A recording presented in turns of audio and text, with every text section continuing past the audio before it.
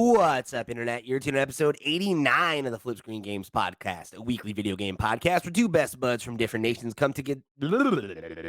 Nice. Come together. Like the Beatles song, you'd know all about that, Yeah, right? yeah. Because from around the Yeah, world. yeah. Okay, so we come together to discuss the wide world of video games. There we go. I nailed it, everybody. Didn't make a Every single time. mistake. Yeah. I never do. I never miss. No Of edits. course, No edits. no, not a one. I'm your host, Pete and Bessie, joined as always by my very good friend and co-host, Mr. Max Wright. Ahoy, ahoy. Ahoy, ahoy, Max. Welcome back. We got a jam-packed show this week. Two of the biggest games of the year are out this week and change. And both of them making one a lot better than the other, but both making some not so great headlines, unfortunately.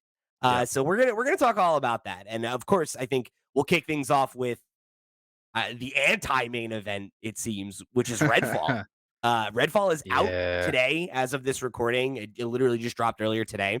Reviews are out, and it's a mixed bag, but honestly, like mixed bag even feels generous. You know, in the notes here, you said more of a whimper than a bang. It's like, yeah, I feel like it came out like a wet thud. Yeah, I think the people have been nervous. And I know we've spoken about it before about like what the state of the game's going to launch in, and the fact that it came to like yesterday, and for me it was still sort of the weekend yesterday, and I was like, oh, when if those Redfall reviews are out? But okay, no, it's the weekend. It wasn't, but I looked and there were still no reviews, and I saw a lot of people saying, where are the Redfall reviews? When it's a bit worrying that people aren't talking about this game yet. And I will say, probably, I think worthwhile context for that, considering I think it's easy to forget. Don't forget, this is a Bethesda joint, and they've kind of notoriously over the last couple, not closer to a decade at this point, right? But they've not been very forthcoming with early advanced review copies, even for games that they're very confident in. So I wasn't reading too much into that until today, and I was really shocked to see it's at a 63 on Metacritic.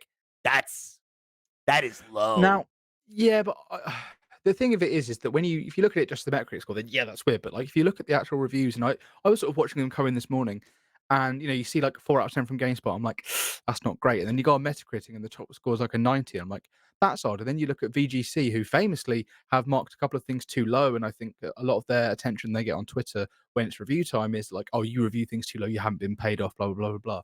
Right, this is a 4 out of 5. So now everyone's obviously saying, oh, now you've been paid, so you're reviewing it high. It's like you can't have it both ways. But still, it seems to be not like everyone saying, oh, it's a 6 out of 10. It's some people saying this is a 4 out of 5, this is a 9 out of 10, this is a great game.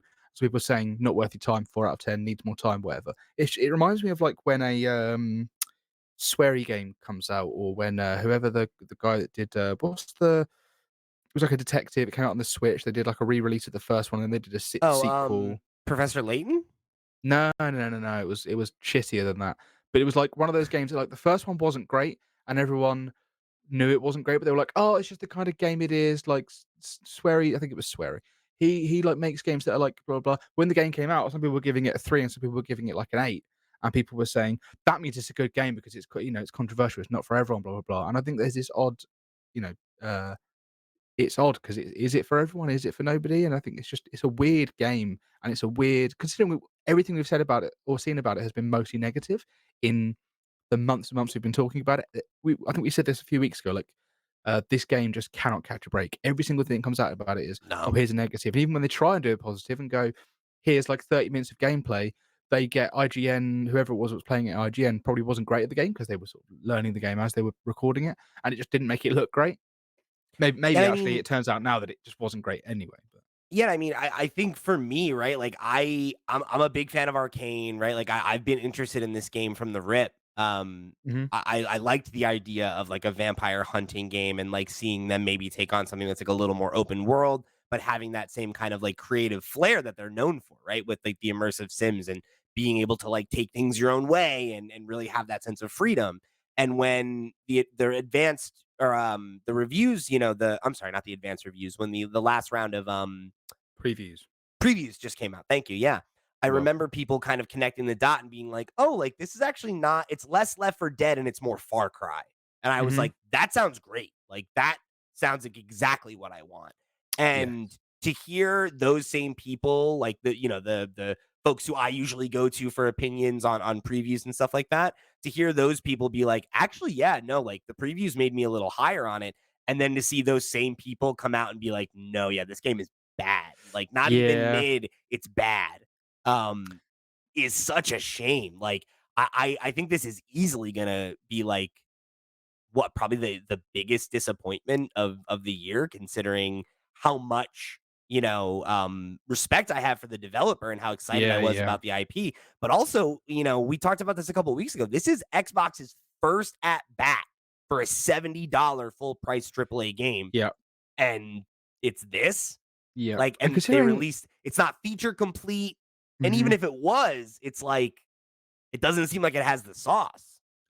Yeah, like, it seems like even if you fix a bunch of the bugs and you sort of release the 60 FPS mode that it was supposed to, that it should have had at launch, all this sort of stuff, would the game that's there be good enough? And I think from what I've seen from some of these, things is that that's not the case. Like, okay, let me just list out some of the stuff that I saw. So the sort of positive things people were saying is it's got like a big open world, it's, large world, that there's a lot of sort of fun characters to play as, and that the different classes, when you're in the co-op mode, they sort of work well together, and there's some fun synergies and stuff. But the negative stuff is now this is where you get into like the core of the game. Combat's just not great. Like it might be fun, but like it's just sort of repetitive, and it sort of starts to wear thin quite fast. And I saw some people say that they'd felt in their review time they'd sort of like had their full time with the game. Which when you're Yeah. talking about like a co-op online game that's supposed to last you for a long time, and presumably there's going to be some live service elements to it. I'm not sure. Don't hold me to that. I'm not I sure what believe they said Xbox's that plan the is. plan was to release more characters at some point. Hmm. So I think Well, that you yeah, for said the that, expectation is that you would run through it multiple times and yeah, and that's the point of co-op games is you would go through it again and again and again, right? But yeah, they've also said that there's sort of like there's just bugs throughout, and it's weird stuff. Like, do you remember? I don't know if you were a Monster Hunter guy back in the day, but when Monster Hunter was on 3DS, the smaller enemies would not reflect either side. So if I killed an enemy on my side, it would just look like to my friend's side that I'm just hitting air, but I'm getting the rewards for it, and I'm still killing the enemies.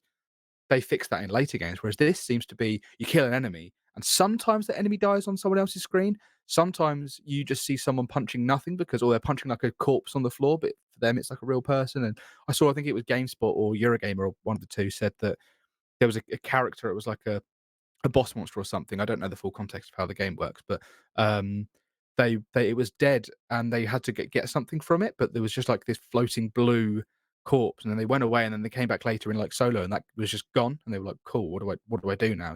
Whether that's like a game yeah, breaking, you have to I've reboot seen the a game. few people mention things like that where they've run into like what seem like game breaking bugs and like if they go in co-op. Like I was listening to Paris Lilly talk about it, and he was saying he had run into a situation where there's this item that he needed to like basically do this entire mission type, right?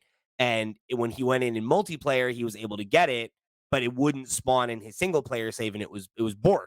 So like his only option would be to start the save over because of course, and if you haven't been keeping up, maybe you're not aware of this. That's one of the other things that Redfall was getting critiques for was like your progress in multiplayer will not go back to your character, right? So like, Mhm. you know, I just feel like it's like a death by a thousand cuts for like a lot of this stuff. But then even like some of the positives that you called out, right? Like the open world is large, fair enough. But I've also heard from multiple people saying that it's really empty and that Yeah. like, yeah, like it's large and it maybe like it's pretty in places and that like the, direction of the world artistically has pros, but like if it's not an interesting world to get lost in and do stuff, then like who cares? And Yeah, if it's if just like set dressing for going around shooting and the shooting's not fun. And apparently, a lot of the quests just boil down to fetch quests. It's like go here, get Mm, this item, and then you can fast travel back. And it's like there's very little incentive to actually engage in combat. There's no yeah. stealth systems like arcane games are known for. It doesn't seem like there's a ton of incentive for you to kind of like play your own way. And then like the whole of the character abilities again, it's like I've heard some people be like, "Oh, it's fun to play with other people," but like it's not as fun in single player or that like the abilities are too limited. You only really get Mhm. like one or two abilities per character. And it's like if you're used to an arcane game and you're like, "Oh, I want to have a ton of really cool powers," like that's Yeah. not the experience you're going to get. And some of the powers are not that useful if you're not playing with other players and it's just all these things where it just feels like they didn't find the fun. They were not able to realize like what the vision for this game was. And Yeah. it feels like such a, and I don't know what the, development timeline was like here. Maybe this game was in development for so long and Xbox is just like ready to cut losses and be like, we want you to move on to something else. This isn't it. We're going to put it out and get a return and we'll take our lumps and we'll move on. But all of that just feels like such a mistake. Like to force this game out at $70 as, Arcane, Well, who like, is yeah, where's the justification for that? no, and it's like with Arcane, a studio that like has historically had really great critical success and struggled to like reach a wider, more mainstream audience, to have this be like, you know, this was supposed to be their like swing at more Yeah. mainstream type of gameplay. And like if this is where it was at, like I don't know, man. I I feel like you take like you're gonna take an L either way, right? Like Mhm. wouldn't you want to let them sit on it and try to like make it better? Like, Yeah. Oh, flesh it out? absolutely. Even something as simple as a 60 FPS mode, they said, "Oh, it's coming soon." Like, surely at that point, this game isn't ready, and then to It's also coming in relaunch. hot. Yeah, it's like, what Yeah, the and to fuck, also you launch know? with bugs that need fixing, and to launch between 2 games that aren't that, the 2 huge games in Jedi Survivor and in, Tears of the Kingdom. Like, these 2 huge games, putting that game out there, it's not gonna do well, and I wonder if some of that is like, oh, if we put it between there, it sort of, like, flies under the No one will radar a little play bit. it. Yeah. What you said earlier about Arcane being sort of like, not finding a mainstream success. I think it's easy to forget that those of us who do follow these games, we know of, like, Deathloop, we know of, Prey, we know of, like, some of their sort of bigger Dishonored. games. Dishonored, that's what I was going Literally, into. Dishonored 1 and 2 are 2 of my favorite games of all time. One or Now my both of those games are in my top 25, My top brother got 10. back from sort of 6 years traveling, and, he was sort of came over and he picked up his PlayStation, and he sort of picked up some bits, and he was like, "Oh, I haven't played games since I left in 2017, like, what have you got?" And I was like, "Oh, look, I've got all of these PS4 games you can sort of take with you, and you can log into my account and sort of play whatever you want." But, as he was going through the list, he was like, "Okay, yeah, I want this, this, and this, but I don't want this." And I was like, "Oh, you don't want Dishonored?" And he's like, "I've never heard of it." I was like, "You never heard of Dishonored?" He's like, "You never heard of it?" I was like, "Well, it was out. Both of them were out by the time you left. Like, you've played games, it's odd that you don't know what Dishonored is." And I remember thinking, like, maybe it's not as well known as I It's assume a it is it's a because. critical darling. Like, it's a Oh, game yeah. that, like, the folks that play it and love it and Yeah. evangelize it, but, like, it did not have that mainstream success that I think it deserved, or that, like, the way that it's talked about by people who get it would lead you to believe, you know? You'd think of it as, like, literally, the first year I started covering video games, that was my game of the year. Yeah. Like, and, I I think that was a popular opinion among dorks like us that pay this kind of attention, but to the average, like, the type of friend that's like, oh yeah, like, like I'll play a Skyrim or I'll play a Fallout, and then like other than that, maybe I'm playing a sports game, I'm playing this. Like Yeah, those yeah. people did not play Dishonored, and I don't know if it's Yeah. because it's too niche a genre and like that makes it hard to sell, but I think we forget that the reason that games started swinging so strongly towards open world RPGs and every game started getting RPG elements and open world elements is because that's what the mainstream audience wanted, and that's the kind of games they were playing. So when yeah, Dishonored comes around and it's not that, and it doesn't have to be that because it's like its own, it's the immersive sim, it's like a, stealthy sort of game. That doesn't really appeal to people as much as just something as, I'm in a big world, I want to explore, I want it to last me for ages. And that's why Skyrim is so successful, it's why GTA is so huge, and it's why, things like Breath of the Wild are the best-selling Zelda games because it's like, oh, it's Zelda, a series I hadn't really touched that much before. I remember it from when I was a kid, but now it's an open world game. Cool. Now I'm going to go in and play this. Um, which may be why they went for with Redfall. Cool, let's do an open world game. Let's give it sort of RPG elements. Let's sort of put in co-op and things like that. yeah. Things that do sell and things that people want. But I wonder if, like you said about how much development this time got. I wonder how whether they sort of finished Deathloop and went straight into this, or if it was happening during Deathloop, or if it started before They have Deathloop. two Like, do we know teams. this? Yeah, Ah, yeah. okay. They have two different teams. And I want to get the names right because I always forget which one is which. Arcane has one studio that's in, I think it's in Lions. Uh, yeah, Lion. It's their Lion studio. Um, and then that's the one that's in France. Mhm. And then they have Arcane Austin, which is the one. that is obviously based out of Austin, Texas. Yeah. And let me see which one is which because yeah, Dishonored, I think. Oh gosh, see, this is I think it's Dishonored is Lion, and then Right. Austin Okay. did Prey, and Okay. then Yeah. Deathloop is Deathloop is Lion, and then Redfall is Austin. So this is the Okay. first game from Arcane Austin since Prey.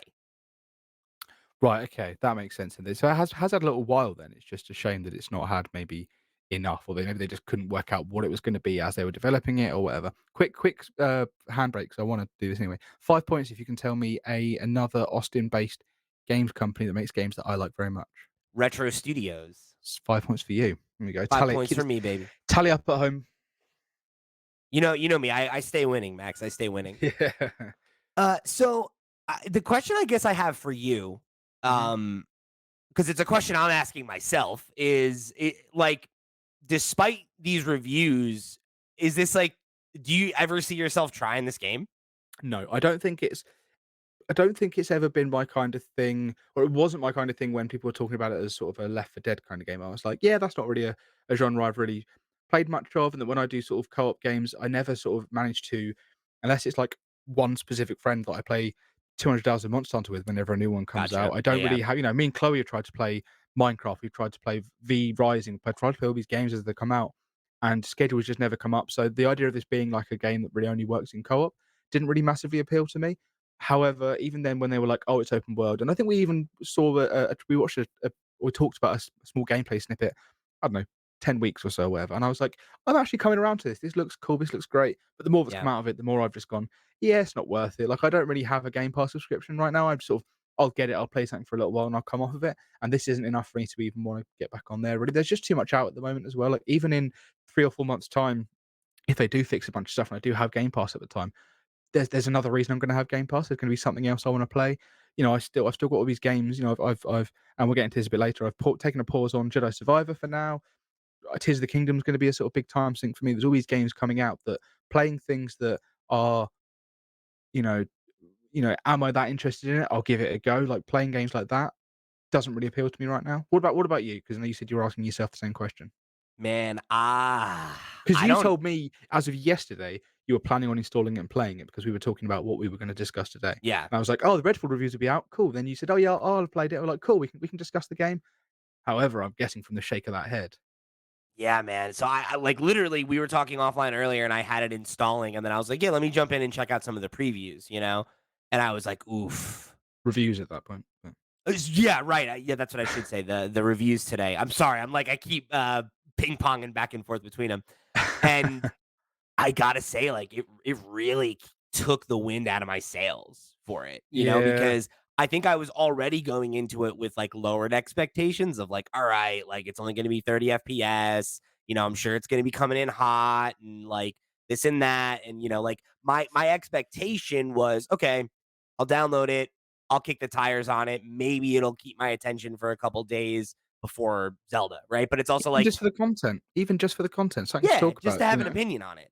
Yeah, yeah. Um, but I gotta say, man, like the fact that I didn't get to it today and we're here talking about it now, I'm like, Is there any it's point? like, yeah, it's like, is When, there like you really say, any there's point things for me out. to go invest 10, 15 hours just to come to the same conclusion? Yeah. Like, I don't know. And it's like, I don't want to say that I'll never play it because, if 60 FPS comes around, if there's some more patches and it gets to a place where people are like, oh, okay, it's better now. It's still, I don't think Mhm. it's ever going to be great, but, and there's a gap maybe, but you just made the point, right? That I can't think of a worse year for this game to come out. If it had come out earlier this year while I was playing Pokemon Scarlet and ROM hacks and like random stuff just to fill time because there Yeah. wasn't a big thing for me. Like Horizon just dropped its DLC.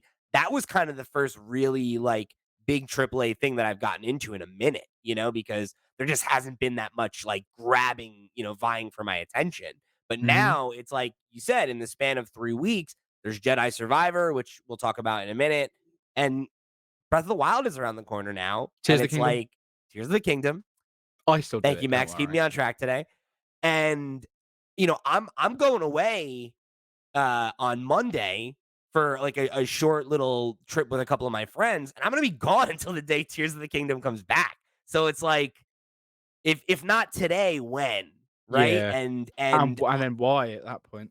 and like I have time later on. I could go boot it up, but like, and that was what I was gonna do. But now it's like, to hear that it's like it's a 2 out of 5, it's a 6 out of Yeah. 10, it's like, I don't know, dude. Like, do I really need to like suffer through a game I was super excited about to realize, like, to really understand the minutia of how it's failed me Yeah. is like, I don't know. On a slower year, sure, but like I just Also, don't this isn't a need that right conversation now. would even be happening if it was something you had to pay full price for. If this was a game that cost $70 and there was no option for Game Pass, I would we wouldn't be absolutely having this not even conversation. The consider game it. would be like, "Nah, not bothering." Which begs the question, do you think that the fact that the game is on Games Pass, it it makes it an easier pill to swallow for people to be like, "Yeah, I'll give it a go." And do you think this game's gonna end up doing fine? Like, do you think they're gonna say, "Oh, we've had like 1 million players, blah blah blah," because it is free, and that actually like the press on their side of things is gonna be pretty good in terms of here's all these milestones we've got to announce, and here's all this stuff. You guys have shot this many bullets, that kind of Yeah. data. Do you think we're still going to have that purely because the game is on Game Pass and it's free and it's easier to gamble your time and your money? I think it has a better likelihood of doing that than if it wasn't on Game Pass, right? Like, Yeah. because I think the takeaway, right? Like a 6 is not a score you want to see. But again, right? You made the point earlier that it seems like the general reaction is less, oh, this game is awful or it's busted or whatever, and more like it's uninspired and it's Mhm. it's it's paint by numbers, it's rote, it's trite, it feels like a dozen other games, it doesn't have a sense of identity. Like those are all very legit criticisms. Mhm. However, if you do have a crew and you're like, hey, like we're waiting for Tears of the Kingdom. Do you guys want to jump on and play Redfall this Mhm. weekend? Right? I could see people doing that, but like, are enough people going to do that and be like, no, actually, it's pretty good? I don't Let's know. I keep doubt it. playing, yeah. Yeah, and it's like, again, it's like, is it enough to catch people for like a day or a weekend? Sure, but like, dude, next week Tears of the Kingdom comes out, and like, g- mark my words, you're gonna watch this show and the Steam Deck podcast fight to come up with things to talk about, because all Yeah. anyone's gonna want to talk about is Tears of the Kingdom. Yeah. Period. In the It's gonna same be a way that tough few weeks. Yeah, and it's like I don't see it. And like, if not now, when? Because again, Mhm. like Jedi's out, so you're either playing that right now and it's like, am I going to stop playing Jedi to go jump into Redfall when I heard it sucks? Probably not. Or are you somebody who is like, Jedi came in a little hot.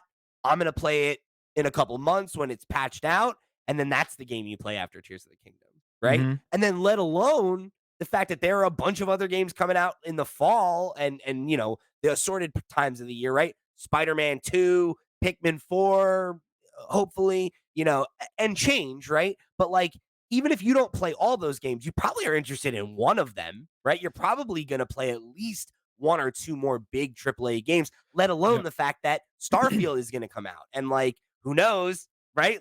Is that going to come in hot? Is that going to be bad? Jury's out. We'll see. But if that comes out and it hits the way that it's supposed to, it's going to be one of the best games of the generation. Yeah. And like, where is the oxygen for a middling multiplayer kind of single player kind of? It's like, I just don't see it. Like, if this game had come out and been a banger, it still would have struggled to find an Yep. audience, let alone the fact that it's a 64 on Metacritic. Nobody wants to go play a 64 on Metacritic. Nobody's excited Unless about that. unless you're the kind of person who only has an Xbox, you only play Games Pass, like that's your main source of gaming. You only you have your Xbox Ultimate Pack, whatever it's called, and you just play the games that come out because you don't have to spend any money on it. Maybe then you go into it. Which now I didn't write this down because I didn't know if we'd have time to get to it, and you can tell me if we don't have time to get to it. With all these Xbox games that come out on Games Pass, we've had things like Scorn, we've had something like Redfall, we had a few other games. There was a couple of multiplayer games that have come out, and none of them have really hit. They've all sort of been 6 out of 10s. People have really spoke about them for a little bit. People will argue about Xbox versus PlayStation for a bit, and then it'll go away and we'll move on to the next one, right?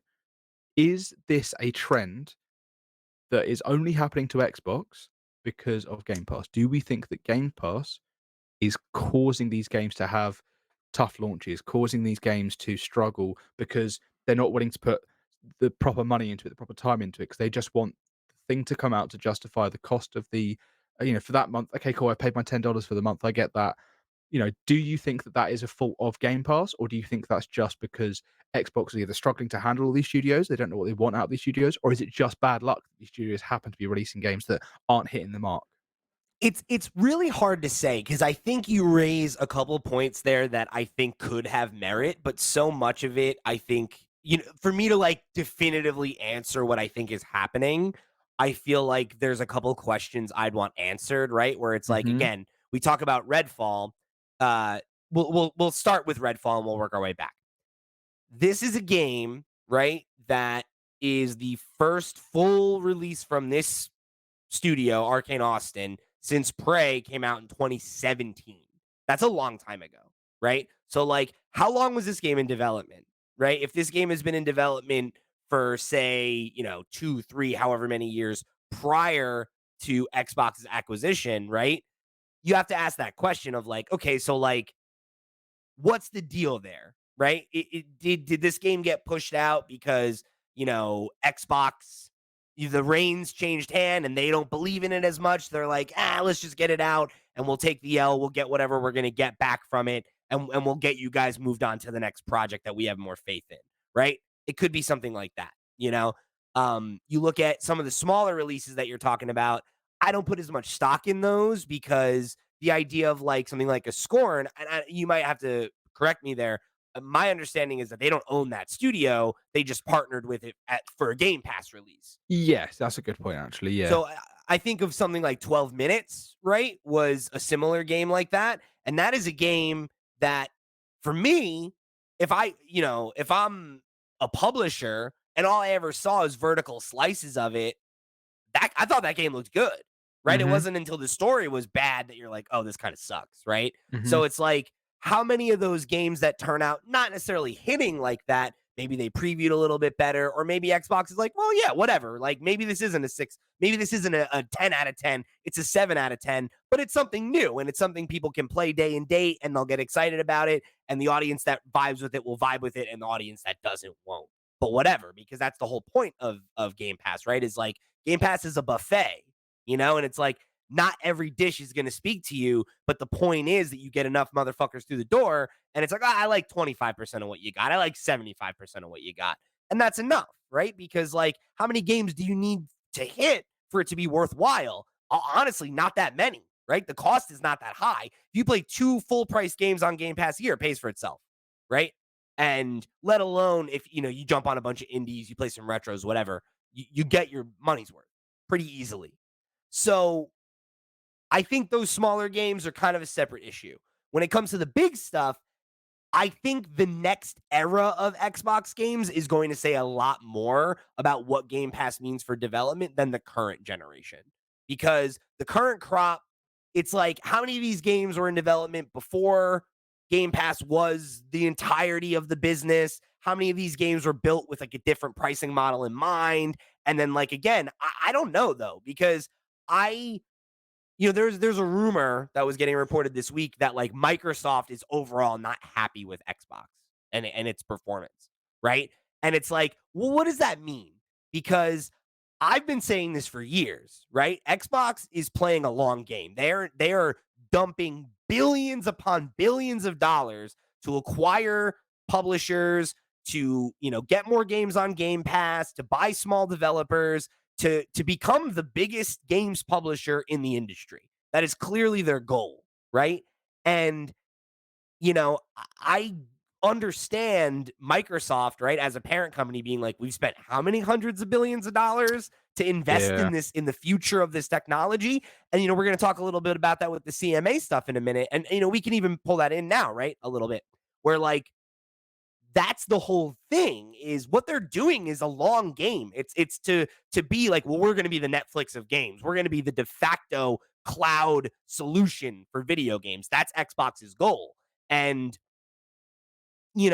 I when you're talking about a publicly traded company with a board, like, a lot of those people are not thinking about, oh yeah, we're going to make money 10 years from now. They're thinking about, what's my bottom line right now? What money is my stock making me right now? What decisions are you making to benefit me, the board member, today? Yeah. And I don't see those people being happy with Phil Spencer's leadership and the choices that he's making, because they're not quick wins. They're not immediate returns. Yeah. They're investing in the promise that if they spend a ton of money now and lay the threads now, that, for the next 30 years, Xbox will be dominant. And like, that's all well and good, but also it a lot has to go right for that to be the case, right? This deal with ABK has got to go through and not cost them a shitload of money and be a big public failure. That would be a really big L for them to take. Yeah. Not let alone the fact that they've bought all these studios, they've invested all this money. What has been the return on that investment, right? Like, we've talked about this. They've sown these seeds. We've not seen them bear a lot of fruit yet. Yeah. And Name they me still name me a could. Go ahead. Go ahead. I was gonna say, even name me a positive Xbox headline from the last, like, 6 months, right? There's so few of them, because anything that maybe seems like it's gonna be positive eventually comes out to be a negative. The Xbox Activision thing was huge, and as we've sort of seen this week, that's no longer gonna be a thing, and all of the headlines surrounding that in the past 6 months have been negative, negative, negative. They said this, PlayStation said this, and it's just not been a good time for them. Um, And to your and point, yeah. right? Like, even the games that have come out and been successful, there's like an air of negativity, right? Where it's like with Halo, it came out and it was great and it reviewed well and Halo's back, baby. And then it's like, oh wait, there wasn't a long-term plan for this, and it Yeah. fell off. And it's not a comeback, right? It was Yeah, it and now was it a seems like a blip. failure, right? Yeah, in retrospect, and like, Yeah. I don't know that they look at it that way, but I'm sure they wish people were still playing.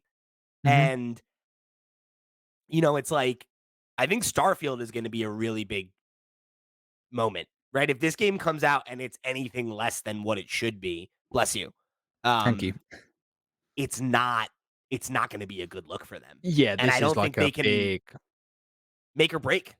yeah. This is like now that this is out and we know what's happening with this, and we know that this game hasn't hit in any way. I think that we now know everything rides on Starfield now. Whereas before, Redfall was the things to talk about. And now everyone's gonna just move on from it, and they're now thinking, okay, cool. What about Starfield? It's the only thing we have to look forward to. Yeah, and I think it's a precarious situation for them. And I think the question you asked, right, is like, is it a management issue? Is it this? Is it that? I mean, I don't know, right? Because it's like, you have to wonder, is like, how much more effort is it to manage Bethesda, considering it acts as an independent arm and it reports back. So it's like, does that actually take more management resources? I don't know. Like, I don't know enough about the ins and outs to speculate on it, but like, I feel like their goal is to become too big to fail. And it's like, the whole thing is, the bigger you get, the harder it is to turn the ship.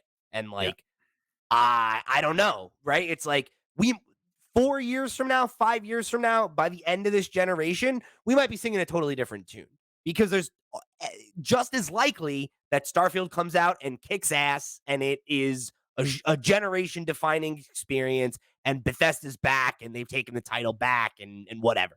That's very easily could be the case. We also have the ability for, like, stuff like Avowed, right? Like the next game from that fantasy title from Obsidian, right? Obsidian, Like, yeah. that could hit and be huge, right? Like, that's set in the Pillars of Eternity universe. A lot of love for that IP from that crowd. That could be a big win. Outer Worlds 2 could be a big win, right? When that comes out later. Like, we have Fable in development. We have, Perfect Dark. It's like, and again, that's had its own problems, but who's to say? These games could come out and hit and be like, okay, like, this is what the investment was for. Making games, especially making good games, takes a lot of time and money Mhm. and energy.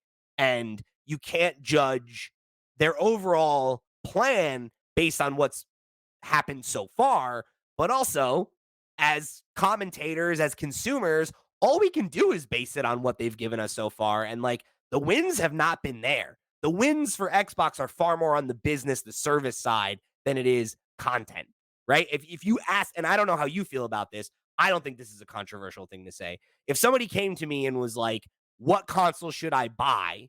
Right? I don't care about hunting for deals. I just want to play the new stuff as it comes out, and I want to play as many of the big games as I can on one device. What is that device? It's PlayStation. It's not Absolutely. Xbox. Yeah.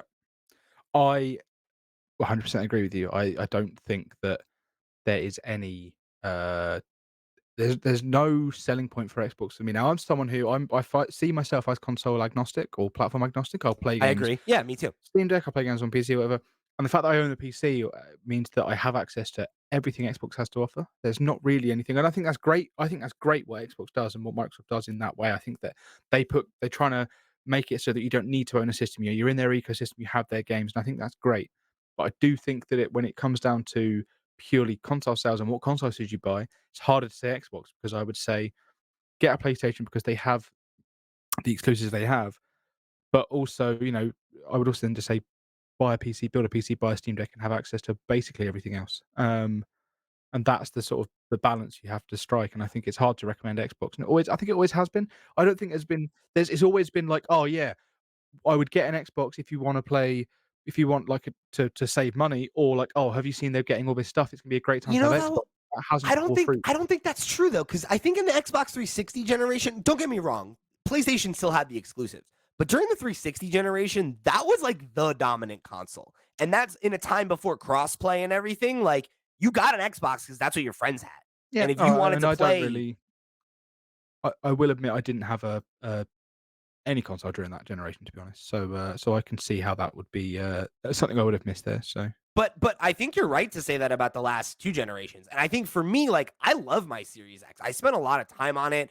I do recommend it to certain types of people, right? Like I have one of my very close friends, right, is somebody who's not a fidelity guy, right? He just wants to play games. He's happy with 1080p. He likes to try new stuff, but he's got a kid. He's busy. He doesn't have a ton of free time to try games. So like buying games and testing things out, not really a thing he can do. And the other day I was like, bro, next Black Friday, we got to get you a Series S for $200 and a Game Pass subscription because you could play all these indie games that you want to try. You could try more of these big games that you're like, oh, like I wanted to play that, but I don't necessarily have the money to shell out for it or this hmm or that, right? Like I think there are folks, me being one of them, right? Somebody who wants to get bang for my buck and wants to play everything and wants to have the best experience on the best box for what it is. I do get a lot of mileage out of my Xbox, but like I'm not the use case for most people, right? Like yeah, I'm a fucking dork. I bought both of those consoles day one, right? I spent over $1,000 on consoles in 1 year. That's not normal behavior. yeah. Freak And behavior.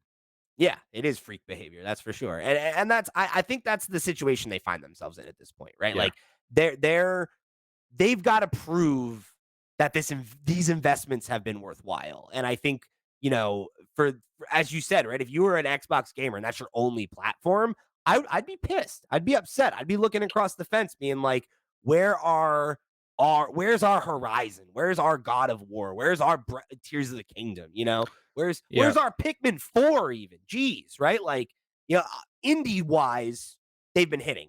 A lot Oh of the yeah. exclusives on Game Pass that have been big indie titles have been great. Pentiments, Dusk Falls, stuff like that. Great. But like 2 or 3 games like that a year is not enough. No, I agree. And it's a shame that this one, the one that we spent the last like 5 minutes talking about, has been just another. Oh well, chalk it out to another Xbox classic, and I really hope that they do start to turn it around. Exactly, yeah, I do hope Another they big start to, old L. and that Starfield isn't just another repeat of the pattern, and that maybe that is the start of a turnaround or something. But It's got and to be. that's oh, it has to be, and that's going It's to be got a to hit. It's very got to hit the way interesting. Skyrim Yeah. did or Oh yeah. Fallout 3, you know?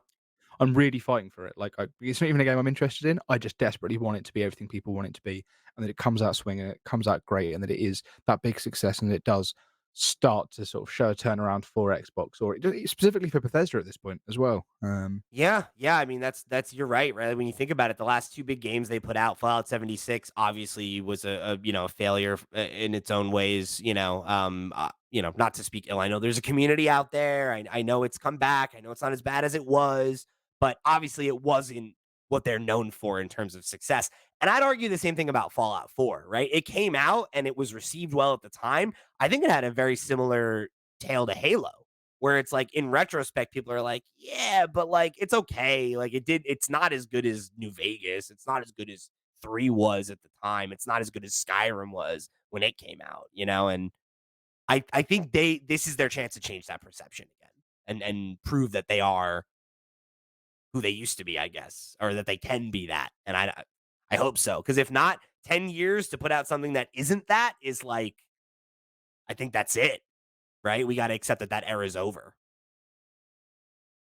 So you hope. Yeah. You hope. Yeah, you do hope. And hey, let's I think I say this a lot about Xbox, where every single time we have an Xbox story, I go, well, let's wait and see. Let's see what happens. Because I We'll feel have like to see. we're just waiting. We're just waiting for something good to happen. Bated breath, man. And I want it. Exactly. I want it. I want the dub. I Yeah. want to see that game come out and be like, I would love if that game comes out and we're like, it's game of the year and it's definitely better than Tears Yeah. of the Kingdom. That's what I want to see from that game. I want it to do for me what Elden Ring did for Steve, right? Steve had never really played a Dark Souls game. He picked it Yeah. up and that was his game of the year. I've never been a Skyrim guy or a Fallout guy. It's just never got me. But what I want that game to do, because I feel like it has potential, I like prefer sci-fi to like fantasy, or like post-apocalyptic. I feel like if that game was to really grab me and get me into playing those games, like I'd love that. I'd absolutely love to just get lost Yeah. in this huge sort of, sci-fi world and have all these like moments of, oh, did you see that? Oh, did you go there? And blah, blah, blah. The same things that we had with Elden Ring that we have with Breath of the Wild and will have with Tears of the Kingdom. I'm desperate for that. So yeah, let's hope. Let's hope. So we're gonna jump back into the CMA conversation and give you a quick update there before we get into our Jedi Survivor talk. But before we do that, let me remind you that this episode of the FlipScreen Games Podcast is brought to you by our Patreon producers for the month of April. They are, of course, Arnold J. Rimmer, Christopher Valens, Earth Visitor, Gabriel Hassmeyer, aka Sobi, Snackago, Ty the Dude, and Wakahula. Thank you all so much for your support over on patreon.com/FlipScreenGames. You're all the realest of the real, and we greatly appreciate your support of this and all of our sister shows. We could not do it without you. If you guys want to go and become a Patreon supporter just like they did, get your name read on the air, get the show early, get some cool perks and goodies, get preferential treatment for getting your questions read on the air, all kinds of good stuff. You can go over to patreon.com/FlipScreenGames and show your support however you choose to show your support. We very much appreciate you tuning in for another episode. If you don't have any money for us, guess what? There's a bunch of free ways you can get involved. Head over to flipscreen.games. That's our website where you will find links to our Discord, where the conversation keeps rolling between episodes, our email address where you can write in and get your thoughts read on the air, just like folks did for our question block. However you want to go and show your love, we thank you for being a member of the FlipScreen Games community. And we're going to keep the show rolling here. So, like you said, right, CMA, it's blocked Microsoft's acquisition in the UK yet again. Of course, it's not over. It's far from over yet. I think we'll probably have to talk about this several more times. But Yeah. where we're at right now, right, is the CMA has updated their statement about the block and what the reasoning is, saying the acquisition could alter the future of the fast-growing cloud gaming market, leading to reduced innovation and less choice for UK gamers over the years to come. And then, of course, they also added a little bit of context here, saying that evidence available to the CMA showed that Microsoft would find it commercially beneficial to make Activision's games exclusive to its own cloud gaming service. Of course, both Xbox and Activision Blizzard had quite a bit to say about that, right? They both made individual statements that, and I won't read both of them because they basically boil down to the same thing, which is that this reaction misunderstands the industry, it's anti-competition, and it shows to other companies that the UK is not a place that you should come to do tech business because they're going to limit you in these ways that are, ignorant to the reality of the market, right? It's kind of the argument that they're making at this point. That's their point, not your point, right? Just to right. That's in case you get quoted and right, dragged through the mud.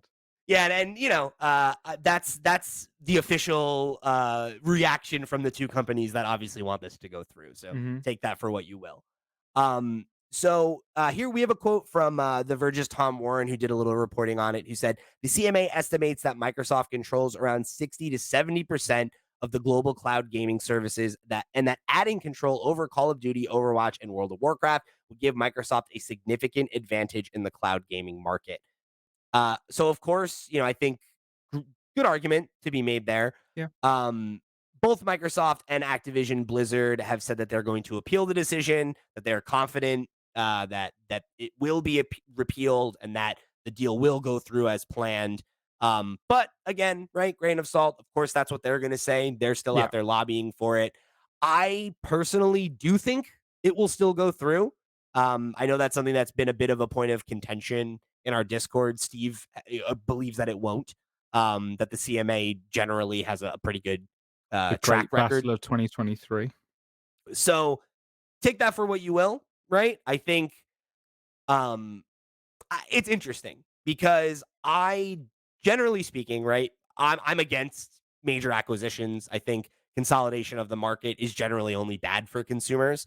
Hmm. In the long run, anyway, right? We've talked a lot about the short term advantages that this would provide for consumers because if you are a Game Pass subscriber, if you are an Xbox player, this would obviously represent a really huge increase in value for you as one of those players. So that's positive, I guess, for consumers.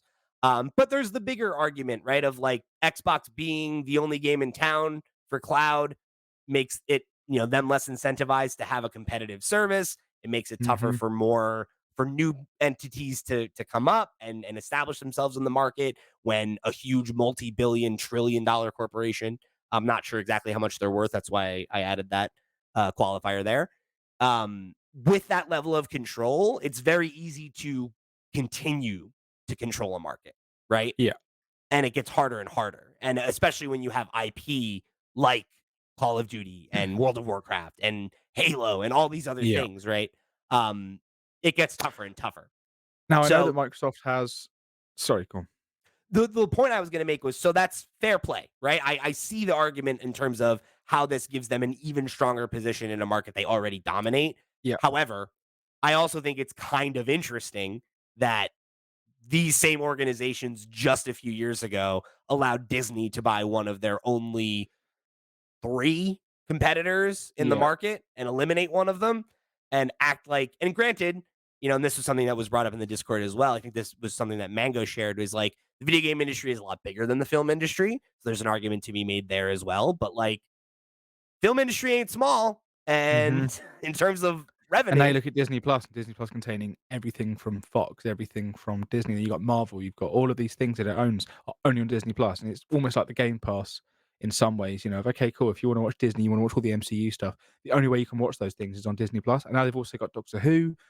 They made a deal with BBC, like all of these huge shows that are only going to be on Disney Plus. And it'd be different if it was like Netflix, where they've just made a deal with someone. But the fact they own a lot of these properties now, and there's nowhere else for them to go. Um, is yeah, it's the same thing. It's monopolizing streaming content. It's monopolizing the content of where to go. so again, right? It's like would this acquisition extremely strengthen Xbox's position in the market? Yes, absolutely. That said, I mean, and this is the point Xbox has made. They're not wrong. They're number 3. They're not Mm, number 1. This is not the same thing, right? Like that Disney was number 1 and then they bought number 2. yeah, Like, it's and that was fine. But this isn't, it's like so why? You know? And there's an argument to be made that maybe these organizations want to have more teeth moving forward and they want to avoid making the same mistakes that have been made yeah. in the That past. that's what I would say. And in which case fair play, but to me like I don't know if it's odd. It feels odd to me to be like no, this is the line. Like this is where it's too much. Like really? Okay, maybe I'm underestimating the strength of those things in the market, right? But it's like, I don't know. I don't see this being the same amount of negative to competition as some of the other things that these same organizations were like, yeah, no problem. Yeah, I think what we said earlier about it being a worry about cloud, and even the Microsoft have come out and said oh, we've made deals with Nvidia GeForce now. We've made a deal with EE for their cloud service. We've made deals with Enware with their services, right? All these They're things that making they're deals saying with companies I've never even heard of, like exactly, left and right? right. EE is a UK. It's the biggest UK phone provider. So like my phone's through EE. It's like a big. It's like the T-Mobile, I guess. I don't know if how Sure, big, Verizon, but still, whatever. yeah. It's like pretty huge. But all of these companies, while I understand why they think that they're saying, "Oh look, we're willing to share our games with these services."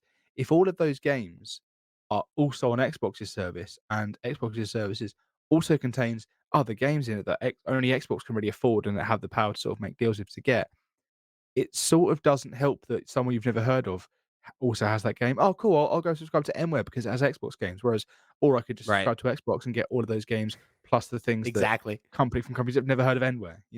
And it's like Um, I guess that's the question, right? Is like how does this reduce competition, right? Because the minutia of that is interesting. Because it's like, okay, couldn't you make that? And again, I'm not making this argument, but to play devil's advocate, couldn't you make that same argument if Xbox just signed a deal with Activision Blizzard to put all of their games on Game Pass in the same way they did with like Riot, right? Where like they don't own Riot, right? But like you get all these benefits in Riot games from having a Game Pass subscription.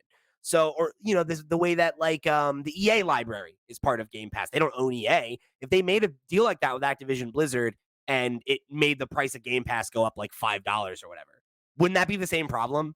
Right? Where yeah, it's like, well, why would I subscribe to anyone else, but I could subscribe to Game Pass because it's the best service? And yeah, granted, part of that is because Microsoft can bankroll them buying companies and buying games and all this stuff. But it's also like, you get into an interesting question of like, okay, but where's the line on that? How do you limit Xbox from making their service more attractive because they have more resources and they have the backbone of the technology, right? Because Microsoft owns the best cloud technology in the game anyway, except for, Amazon also is a competitor there, but like again, right? Like they're not in games the way that Xbox is in games or yeah, Microsoft is in yeah. games. They just So happen to. They just want to have a service that, yeah, yeah, so like I don't see how anyone makes a cloud service that's as good as Game Pass anyway. Whether or not you limit this, you could never let them buy another company, and I still think they'd have the best service for a lot of reasons. And just because they can throw out money for licenses if they want to, if they need to, you know, it's tough. I don't see how somebody really competes in a meaningful way. yeah. It's. I personally don't think this will go through. I think I'm with Steve on this. That I think the CMA are probably going to dig their feet in and dig their heels in and go, no, we've said no, and that's that. I don't think anything Microsoft can do because what they seem to be doing is making deals that, like we just said a minute ago, don't necessarily matter in the long run. I think that this is the end of it because I think also Steve mentioned before when we spoke privately about it. You were involved, not privately between the two of us, but that by um, by the time they eventually appeal, by the time the appeal happens, they would have hit like the deadline to close the deal, and that you basically have to restart it again, and that it might just sink the whole deal anyway. But I That do could think happen also that too. yeah, and I think if Microsoft wants us to try again, they're going to end up having to start the whole process again, and it's going to take a Yeah, few more years. So and they yeah, probably won't because at that point there's a huge sunk cost already, and it's like whatever. But like, there's also Steve made the point I think on our Discord that there are still other countries where the case is ongoing, and the fact that the hmm CMA came to this conclusion is probably would strengthen those other cases. So it's also possible that other countries could come in and mess this up just as easily, and that it won't happen. But um, again, I'm basing my belief it will go through on the fact that like giant, powerful companies usually get their way in court yeah, because yeah, they that's can true. spend more money and spend more time. So barring something like that happening, I don't know, but we'll see. Because ultimately, I think it would be a good thing for the industry overall if this doesn't go through. Could be a pretty devastating thing for Activision Blizzard, though. So I guess we'll see. I agree. The one thing I'll leave us on here, Steve himself wrote in with a question and said, does the CMA's rejection of the ABK deal spell the end of video game acquisitions in general? And is the cloud gaming market really the issue here, or is there something to read between the lines? I think this does not spell the end of video game acquisitions in general because I do think that PlayStation are still going to want to buy smaller studios. I think Nintendo are still going to pick up studios. There's still But I think this is such a monumental deal, and there's a reason why it's been so difficult is because it is so huge, Yeah. such a huge amount of money. It's such a two huge players in the market that I think no, there's no way that this one deal being stopped is going to stop all of them.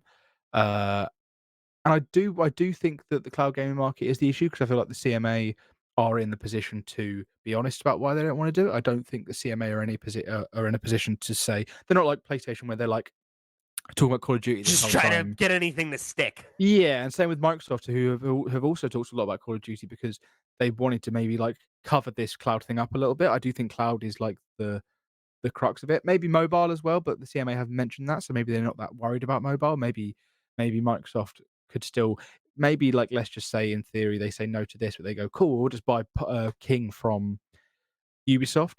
Ubisoft, Activision. I think that would go through in a world where that happened.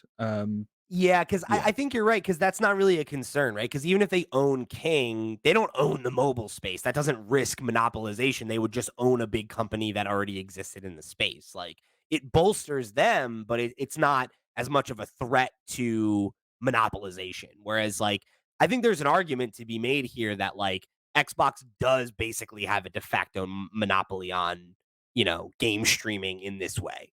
There's not a really legit competitor. And strengthening that is only making it tougher for a hmm true one to emerge. But yeah, I'm with you. I don't think this means anything for video game acquisitions. I think acquiring an individual developer is so much different than buying a publisher, right? And I also think that if this was a different company trying to do it, it would be different. The fact that Microsoft has been buying big companies and like is clearly on a spending spree to try and strengthen their position in a market in which they are already dominant is what the problem is. I think if yeah, PlayStation was trying to do this, it would be a different conversation. Um, I agree. so, but yeah, I think it could make companies gun shy about this type of acquisition, which I think would be a good thing. Yeah, I agree. All right, so let's close things out with some talk about Jedi Survivor, because Yes, finally. game launched recently, right? Friday Um, for us. sorry, Well, I said Friday, so yeah, what, just 3, last 4 days Friday, ago for us, yeah. few days, and it's in an interesting place, because I think similar to its predecessor, it's kind of launched in a controversial space because the game has some really significant technical issues, particularly on PC. It's pretty bad. Less significant on console, but not There are insignificant still enough. some game-breaking stuff Right. on console there. There's, like people have said that they're trapped in places and there's had to be patches quickly rushed out to fix that because people have been sort of Yeah. stuck at a point in the game and not been able to do it, but, And even like beyond that kind of thing, right? Which is like I think the big stuff that you think of. There's just general performance issues, right? Even oh, in yeah. performance mode, it's struggling to maintain the FPS that it should. There's areas of the game where there's some stuttering, there's some pop in, stuff like that, right? Kind of standard fare. But it's led to a lot of conversation about it getting a pass, right? Because it's not getting attacked in the same way that some other games that have famously released in such a state um, were taken a task for, right? And the broad opinion seems to be that it's because the actual meat of the game is good, right? The Yeah. quality uh, is only impacted by technical performance, not in Yeah. gameplay or writing or any of the stuff that I think people not to say that technical issues don't matter, but it's one of those things where like the more you like a game, the more you're willing to put up with bullshit, right? Yeah, and also I guess when you're reviewing a game, you know that, things that are, like, game breaking or things like Pokemon Scarlet and Violet where, like, the game is it just basically didn't work out of the gate in Right. certain ways, whereas this is, like, has some issues that they know would get ironed out, and maybe people that reviewed it on PC are like, "Well, there's obviously an issue here because it's using 24 gigabytes of VRAM somehow for no reason." Um Whereas, yeah, the actual game looks fantastic. I'm very excited to play the actual game. I've like been waiting for this for ages, and unfortunately, not for the same reason you are. Maybe I have skipped the game at launch, even though I've been very excited. Had a great Metacritic response. I've been very ready to play this game, but it's a shame that the PC version is the way that it is. And I could, um, I could get my PlayStation 5 back, buy the game on there and play it, and I wouldn't have a perfect experience from what I've seen, but I think the fact that I already bought it on PC a while ago, and the fact that I know the game will eventually work because EA have come out and said that it will work, and I know they've explained some of the issues. I think you've got them there, right? What some of the issues Yeah, are. so here I'll read from the team. The EA Star Wars account posted about this, and they said we are aware that Star Wars Jedi Survivor isn't performing to our standards for a percentage of our PC players, in particular those with high-end machines or certain specific configurations. For example, players using cutting-edge multi-thread chipsets designed for Windows 11 were encountering problems on Windows 10, or high-end GPUs coupled with lower-performing CPUs also saw unexpected frame loss. Rest assured, we are working to address these cases quickly. While there is no single comprehensive solution for PC performance, the team has been working on fixes, and we believe, we on fixes we believe will improve performance across the spectrum of configurations. And then they kind of just go on to say we're committed to making this work and getting it, and we apologize and we appreciate your understanding and yada yada. Right? Standard PR fare. So I you had a pull quote here from Digital Foundry that I thought was interesting. They said that the game should not be sold on PC in its current state, calling it the worst PC port of 2023, which I think when you consider the fact that The Last of Us just came out, that's saying something. Yeah. Yeah, we spoke about Um, last on the CNET podcast quite a bit and about how it did really disappointed us, and I yeah. was remember thinking like, "How have they balked this so badly?" And for this, granted, I haven't played this to see the comparison, but for this to be called worse than that, I think is must be just severely they just didn't put the attention it needed on it maybe, and, I think it seems like a timing issue, right? Because it's mhm, like I know that from listening to advanced reviews, right? That there was literally in the like when you receive a game for review, right? An advanced review copy. There's often literature that accompanies it that gives you context for certain things. And they more or less admitted to acknowledge to knowing that the game was coming in hot and that there was yeah, a big day one patch. You pointed out here that on PC there was a 128 gig day one patch, and which this so if you've preloaded the game and you've already sort of spent the time downloading the 150 gigabytes, whatever the game actually was, just the base game, you then had to then wait for the 128 gigabyte day one patch to be able to play it, which could for some people be the entire day. And I feel like, part of the again, reason and I also waited just the for it. size of that is massive. That's an Yeah. insanely huge game on your hard drive. Oh, yeah. But then, yeah, because you have to have the full size game, then they're gonna have to have the full size patch to then consolidate back down. But you still have to have that's still 200, 300 gigabytes of space you need to have saved for this one game.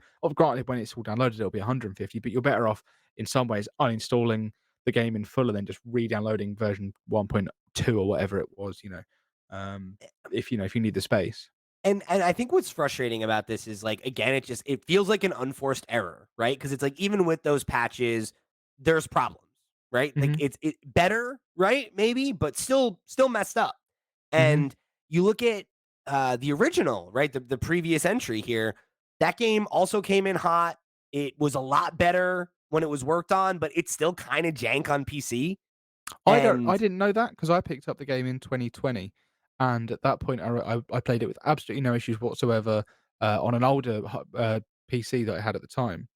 And playing that game made me even though it was performing fine, I was like, "I'm gonna get a 4K TV to enjoy this." When I got the 4K TV, nice. I was like, and I basically just put a brand new PC and a big 4K 50-inch TV just to play this game. And I So my remember under oh, I'm sorry. Go ahead. Go ahead. I was just gonna say, I remember seeing at the time some other people during lockdown, people were going back and playing games they hadn't played, and people posting screenshots of this game. They were like, "Oh yeah, finally playing Jedi Fallen Order because I've got the time to." And I remember looking at console screenshots and thinking, "Wow, the PC version is that much better." Like it's I know that sometimes it Yeah. gets overblown how good PC games are, how much better PC games are than console. Maybe this is more noticeable last generation because this was before the PS5 was out. So maybe like the difference between the PC and the Xbox 360 versions is more noticeable. I remember thinking, Sure. wow, I the mean, yeah, PC I version think is even on much better. PS4 Pro it was locked 30. So Yeah, that's a yeah. huge And difference, I right? remember expecting for this to have a similar sort of maybe not as huge a difference because the PS5 is that much more powerful. The Xbox Series X is that much more powerful. But it is a shame that this is now like a worse version of the game, but I didn't realize at the time that that was the same. Yeah, I mean, my and again, I've I've very, very like barely played the game on PC. I picked it up, and like if you go check out our Steam Deck dock review, that was one of the benchmark games that I used because it runs pretty well on Steam Deck. Um, but from what I understand, it's not super well optimized. It still pulls a lot of resources to run, an older game, and that I've heard a lot of PC players say that even years later, it's not as optimized as you'd like it to be. And, fair enough, right? Your mileage is going to vary on all this stuff Oh because, yeah, like, I played through the entirety of the original game and I didn't see like any glitches at all, with the odd exception, right? Like every once in a while, you got to reload the game, you have a problem, whatever. But like, yeah, I made it through that entire experience on a PS4 Pro with no issues, no yeah, serious issues. Um, so you know, it, you got to take it with a grain of salt, right? Because like you might play through it and have no problems. You might play through it and have a game breaking bug, and then that sours your opinion. yeah, But to take it back, right? The unforced error of it all is like, and I get it. Games need to come out at some point. This game had a really short development cycle in the grand scheme of things, right? Like they bragged about how they were able to complete it quickly and that it's a really high quality game in spite of its flaws on such a hmm short timeline. Great. If you knew it was coming in hot like this, why not give it another 6 months? Like I don't think this game needed to come out right now. Like if it came out after Zelda, like what's coming out in the summer? This could have been the game then, and it could have skirted by all these issues. And it's like, granted, how much did it impact it? It's got an 86 on Metacritic. Maybe it could have yeah. been an 89. Maybe it could have been a 90. I don't know that the game needed to wait. I think that there being PC issues, while it's a shame, I don't think that. And I know that the console isn't perfect, and there have been some issues. I Much don't. better though, from what I understand. Yeah, this just feels like what I expect from games now, like multi-platform games. I just expect there to be issues and bug fixes and things like that. And I don't know if that's just a state of the industry or if that's just me being, uh, because I often get to games later than so I don't always buy games on launch unless I'm like really really hyped for it. That I will just wait a little bit and I'll pick them up later. Like you said there, I had no idea there were issues on PC with the first game, right? I don't think that this game needed to wait. I do think that the form that it's launched now, I think that it is what it is, and I think that it's great, and I think that these patches are coming out thick and fast. It's only been sort of 4 days, and we're already getting patches that seem to Yeah. fix huge amounts of issues on the console. Maybe not so much on PC because Digital Foundry, I can't remember if you've said this already. The Digital Foundry said that while the patch has improved, this is today's patch, or yesterday's patch, sorry, that while it's improved, that there's still like a huge problem with stuttering on PC. And it's like maybe what you're saying is fair when it comes to the console release, where it's like, it's good enough, and if you're dying to play it at launch, like you'll suffer through minor issues, right? But it's Yeah, like I don't understand the need. I don't know. I guess it's because it's like a damned if you do, damned if you don't. Because if you come out and you're like, hey, PC version's coming later, all the PC players throw their hands up and complain, and then it's like if you put it out day and date, it never works. It's always busted, and then that's a complaint too. And it's yeah, like, why not? I don't know, like maybe this should have come out on PC like later this year, right? Like they had time to fix it. Because I think it sucks that by all accounts, a game that sounds like it's better in almost every way than its predecessor, that it learned from those mistakes, that its fatal flaw is the exact same fatal flaw in that. It's not that well optimized. And it's like, yeah. that sucks. Because I yeah, it I deserves do. better than that. The Yeah, team I agree. deserves better than that, you I know? do think I'm probably being softer on it because I've already now decided to wait, and so it's not directly affecting me. I'm sure if I was currently playing the game or I was currently sort of trying to battle through it on PC and I hadn't decided to play something else and wait a while, that I'd probably be having more of a stronger opinion on it. But for me, yeah, I'm glad that the game people seem to be enjoying the game and that, Chloe, for example, friend of the show, has been talking to me nonstop about this game. I'm getting updates from her constantly about it, and that Nice. she's she was saying about how much of a struggle it was that she had to travel home for like 3 or 4 hours on the day the game came out. And she had her Xbox wrapped up in a jumper inside her backpack so she could get home, plug it in, and immediately play it. And she's really enjoying it. And That's for really the promising, like, oh, that's what you oh wanna yeah, hear. yeah, yeah, exactly. That the game in itself is great. It's just like I just have to be patient, and that's fine. I can be patient. There's plenty to play. Yeah, for sure. And I came to the same conclusion because like I'm still very much excited for the game. Me not picking it up at launch is like definitely not commentary on my interest level in it, and honestly, not even hugely influenced by this. Like, I Mhm. think this news made it easier for me to decide, like, I'll hold Yeah. off.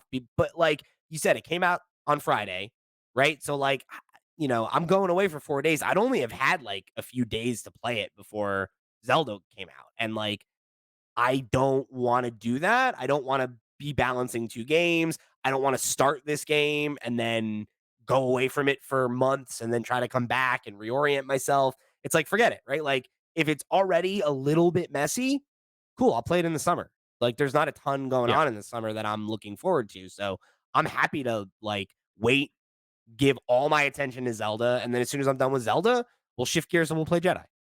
Yeah, that's exactly my plan, is just fill time for Zelda and then, yeah, pick this up straight after when I know that this will have had the fact they've put out the first patch within 4 days and they've already said, "Oh, look, we've got weeks of fixes ahead," and that, by the time I finish with Zelda, that will have been 3 or 4 weeks. I think the game hopefully will be in a playable state for me, and I can dive in and give it a go. And I'm very, very Yeah. excited for that because I'm desperate to get my hands on this game, just not in a way that is a detriment to me. Yeah, yeah.